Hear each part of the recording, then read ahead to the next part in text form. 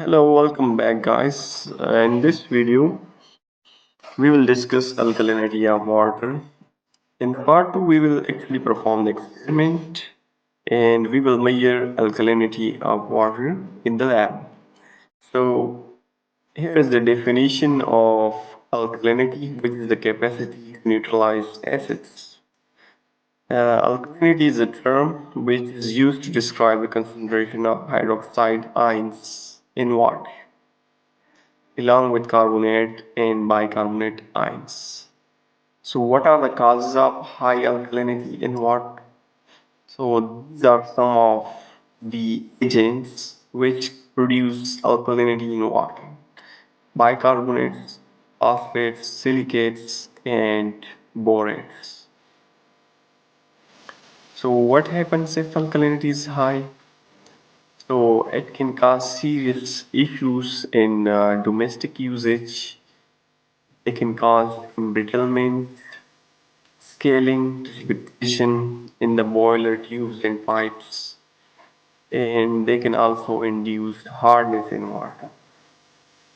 So I will put the link of this article in the description so you can check this article in detail. So these are some types of alkalinities. Okay, so we have the principle of alkalinity, which is based on titration. Now let's come to the experiment part. So what are the reagents required for this experiment? So number one, we need standard HCl or H2SO4 solution of known normality. HCl means hydrochloric acid. H2SO4 is sulfuric acid. We need pinapalene indicator, methyl orange indicator. What is the procedure? In the step 1, use 100 ml of water sample and conical flask and add 2 to 3 drops of pinapalene indicator so the color changes into pink.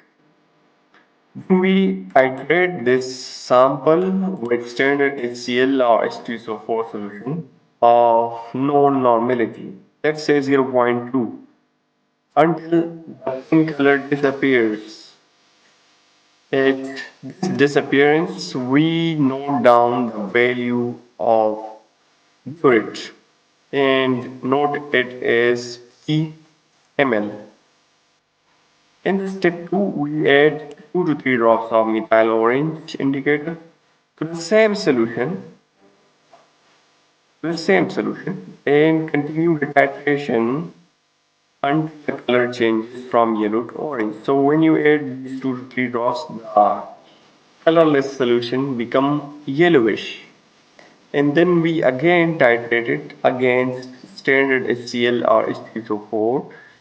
So when the color changes from yellow to reddish or orange color, we stop the burette and note down the titer value from the beginning of the experiment as methyl orange endpoint mml. So how you will calculate the alkalinity using these formulas. So pinapalene indicator, which is expressed as mg per liter as calcium carbonate, is equal to P, which is the value obtained in the step 1, multiplied by N. N is the normality of solution of the titrant, or in other words, it is the normality of the acid, standard acid which you are using. So usually its value is 0.2, but it can vary. Now we have this 50,000 term which is used to convert the unit of alkalinity into mg per liter. Then we have the division which is volume of the sample, 100 ml, right? Now the total alkalinity is given by m cross n. M is the value obtained in the step 2, which is methyl orange endpoint, right? And the other terms are the same. So in this article, there are some advantages of this experiment or test, I will recommend you to study it by yourself. And we have some basic frequently asked question about alkalinity. So you can check that as well. Now we will perform the experiment in the lab and you will see the actual procedure in real time. So please hang on to the part 2 of the video. So basically we will add the standard H2SO4 or HCl solution in the burette with the help of a funnel. As you can see, the burette is attached to the stand, and we will note the initial value of the burette.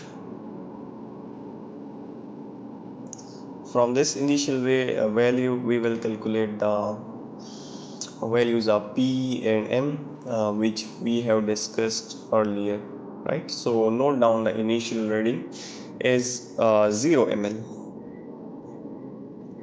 Okay, so then we will take the sample and add few drops of phenolphthalein into the sample.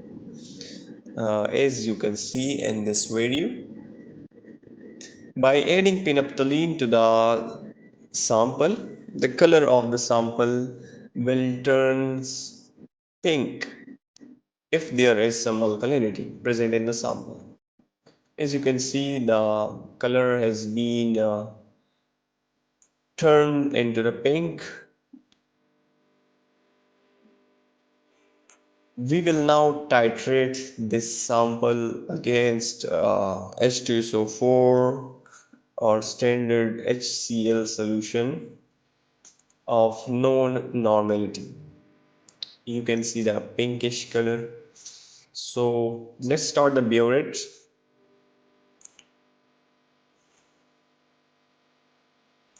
And add the standard H2SO4 solution into the sample drop by drop.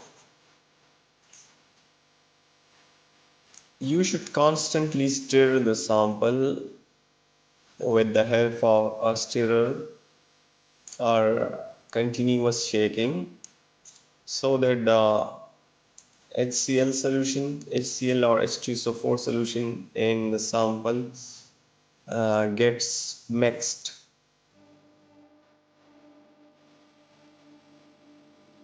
So we will wait until the pink color disappears and the solution, the sample solution become colorless.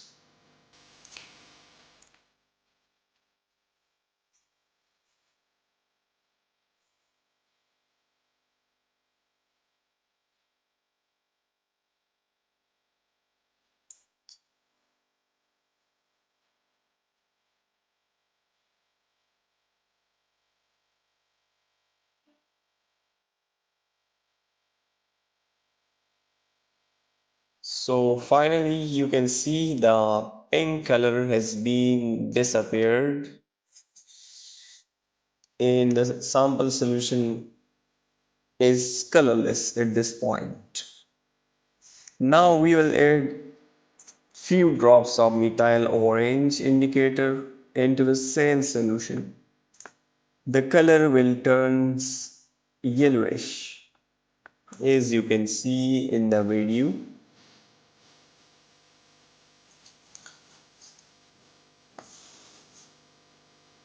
So here we are adding few drops of methyl orange into the same sample, the colorless sample obtained from the step 1.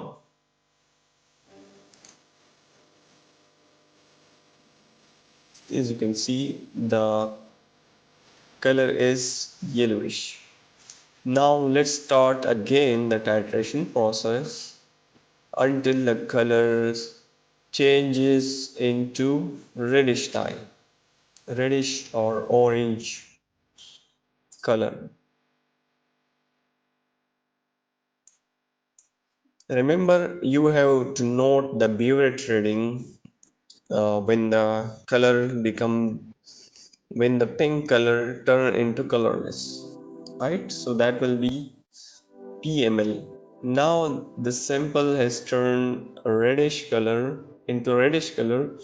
So we will stop the burette and note down the reading as M. As you can see here, so the reading is at 11 ml, right? So that is your M value. The value of P was 7 ml. Finally, use the equations and calculate the value of alkalinity as shown here.